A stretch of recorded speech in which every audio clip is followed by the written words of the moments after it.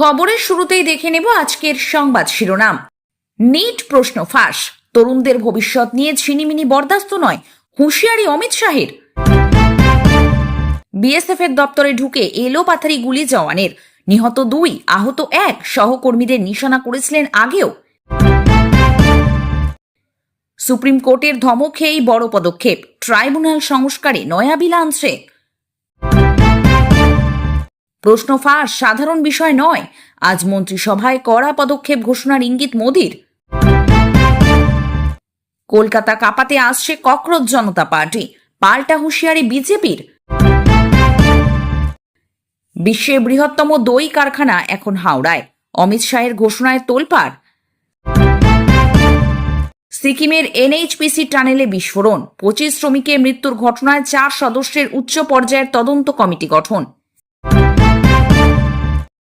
ছাত্রদের আড়ালে বহিরাগত দুষ্কৃতীরা হামলা চালিয়েছে, যন্তর মন্তরে পুলিশ সংঘর্ষের পর বিস্ফোরক দাবি দিল্লি পুলিশের।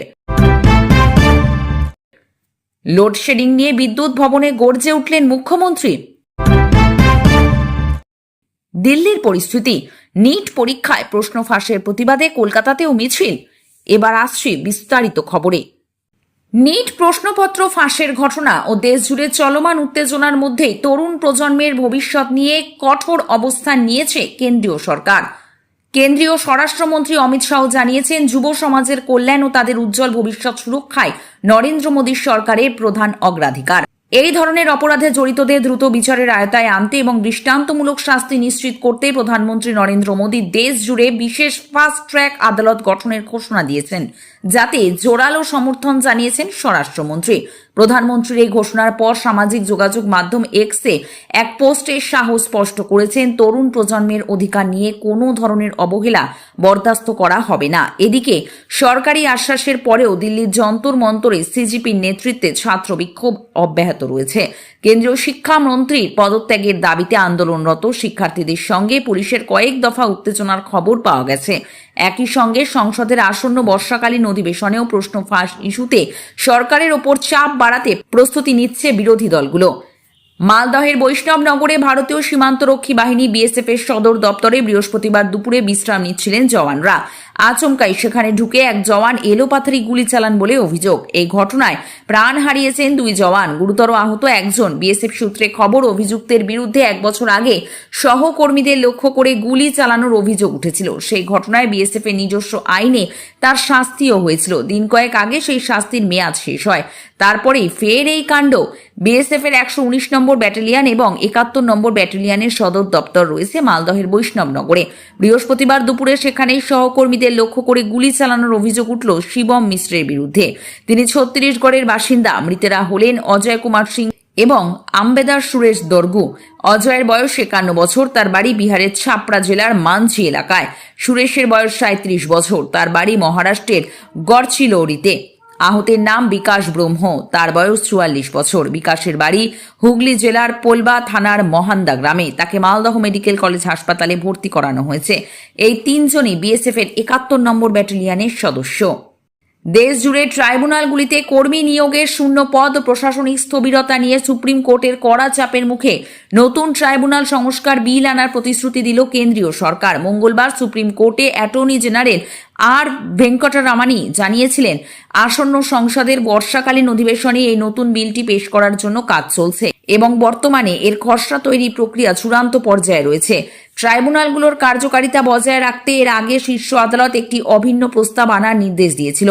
প্রধান বিচারপতি সূর্যকান্ত, বিচারপতি জয়মাল্য বাগচি এবং বিচারপতি বিপুল এম পাঞ্চলির বেঞ্চকে জানানো হয়েছে, 2025 সালে নভেম্বরে বিআর গাভাইয়ের বেঞ্চ 4 মাসের মধ্যে জাতীয় ট্রাইব্যুনাল কমিশন গঠনের যে নির্দেশ দিয়েছিল তা মাথায় রেখেই সরকার কাজ করছে। সুপ্রিম কোর্টের পর্যবেক্ষণ অনুযায়ী ট্রাইব্যুনালে নিয়োগ ও প্রশাসনের স্বচ্ছতা এবং বিচার ব্যবস্থার স্বাধীনতা নিশ্চিত করার জন্য এই কমিশন গঠন অপরিহার্য। যদিও বর্তমান বিলটি প্রাথমিকভাবে বর্ষাকালীন অধিবেশনের আলোচ্য সূচিতে ছিল না, তবে আদালতের নির্দেশের পরিপ্রেক্ষিতে সরকার দ্রুত এটি পেশ করার উদ্যোগ নিয়েছে।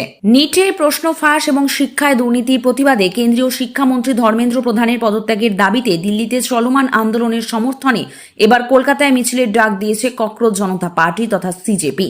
সোনাম ওয়াংচুকের অনশনকে সমর্থন জানিয়ে আগামী 24শে জুলাই কলেজ স্ট্রিট থেকে রানী রাসমণি অ্যাভিনিউ পর্যন্ত প্রায় 1,500 মানুষের একটি শান্তিপূর্ণ মিছিলের অনুমতি চেয়ে কলকাতা পুলিশকে একাধিকবার চিঠি দেওয়া হয়েছে। যদিও এই প্রতিবেদন লেখা পর্যন্ত পুলিশের পক্ষ থেকে কোনো উত্তর পাওয়া যায়নি। এই কর্মসূচিকে ঘিরে রাজ্যের রাজনৈতিক মহলে শুরু হয়েছে তীব্র বিতর্ক।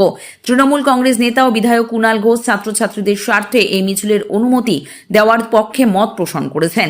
অন্যদিকে বিজেপি রাজ্য নেতা তাপস রায় এই আন্দোলনের তীব্র বিরোধিতা করে অভিযোগ করেছেন যে রাজনৈতিক ফায়দা তুলতে এবং অশান্তি পাকাতে বিদেশ থেকে অর্থায়ন করে চক্রান্ত করা হচ্ছে। তিনি স্পষ্ট জানিয়েছেন, সরকার কোনোভাবেই অশান্তি বরদাস্ত করবে না এবং পরিস্থিতি মোকাবিলায় পুলিশ সম্পূর্ণ প্রস্তুত রয়েছে।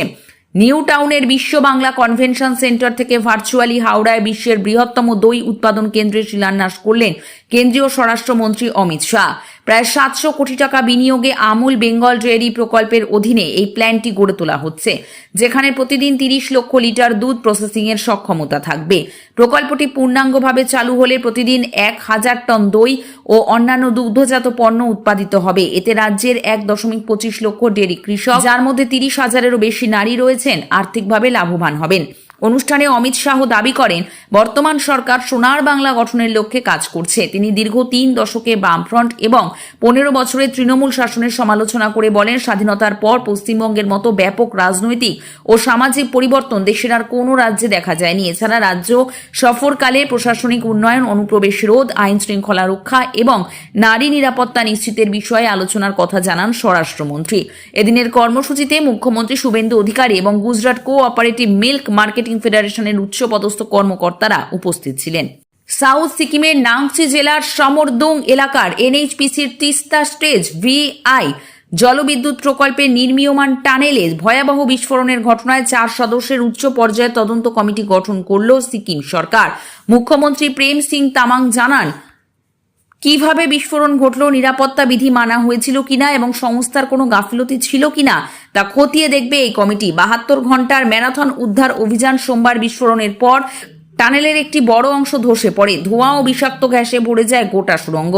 এর ফলে ভিতরে কর্মরত 25 জন শ্রমিক আটকে পড়েন। দুর্ঘটনার পরপরই শুরু হয় যুদ্ধকালীন তৎপরতায় উদ্ধার অভিযান। টানা 72 ঘন্টা ধরে চলা এই অভিযানের শেষে বৃহস্পতিবার টানেলের ভিতর থেকে 25 জন শ্রমিকের দেহ উদ্ধার করা হয়। প্রশাসন জানিয়েছে, টানেলের ভিতরে আর কেউ আটকে নেই। কারা অংশ নিয়েছিলেন উদ্ধার অভিযানে? উদ্ধার কাজে অংশ নেয় জাতীয় বিপর্যয় মোকাবিলা বাহিনী বা NDRF, রাজ্য বিপর্যয় মোকাবিলা বাহিনী SDRF, সিকিম পুলিশ, ভারতীয় সেনাবাহিনী, NHPCর বিশেষজ্ঞ দল, ইস্টার্ন কোল ফিল্ডস লিমিটেড বা ECL এর মাইন রেস্কিউ টিম, ওয়েস্টার্ন কোল ফিল্ডস লিমিটেড বা WCL এর মাইন রেস্কিউ বিশেষজ্ঞরা। তদন্তে কি খতিয়ে দেখা হবে? সিকিম সরকারের গঠিত তদন্ত কমিটি খতিয়ে দেখবে বিস্ফোরণের প্রকৃত কারণ, টানেলে নিরাপত্তা বিধি যথাযথভাবে মানা হয়েছিল কিনা, NHPCরা বা সংশ্লিষ্ট সংস্থার কোনো গাফিলতি ছিল কিনা, ভবিষ্যতে এ ধরনের দুর্ঘটনা রুখতে ঠিক কি ব্যবস্থা প্রয়োজন। সরকার জানিয়েছে, তদন্তে গাফিলতির প্রমাণ মিললে দোষীদের বিরুদ্ধে কঠোর আইনানুগ ব্যবস্থা নেওয়া হবে। মুখ্যমন্ত্রীর আশ্বাস।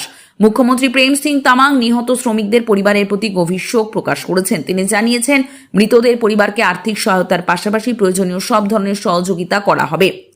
এই মর্মান্তিক দুর্ঘটনা শিল্প নিরাপত্তা এবং শ্রমিক সুরক্ষা নিয়ে নতুন করে প্রশ্ন তুলেছে।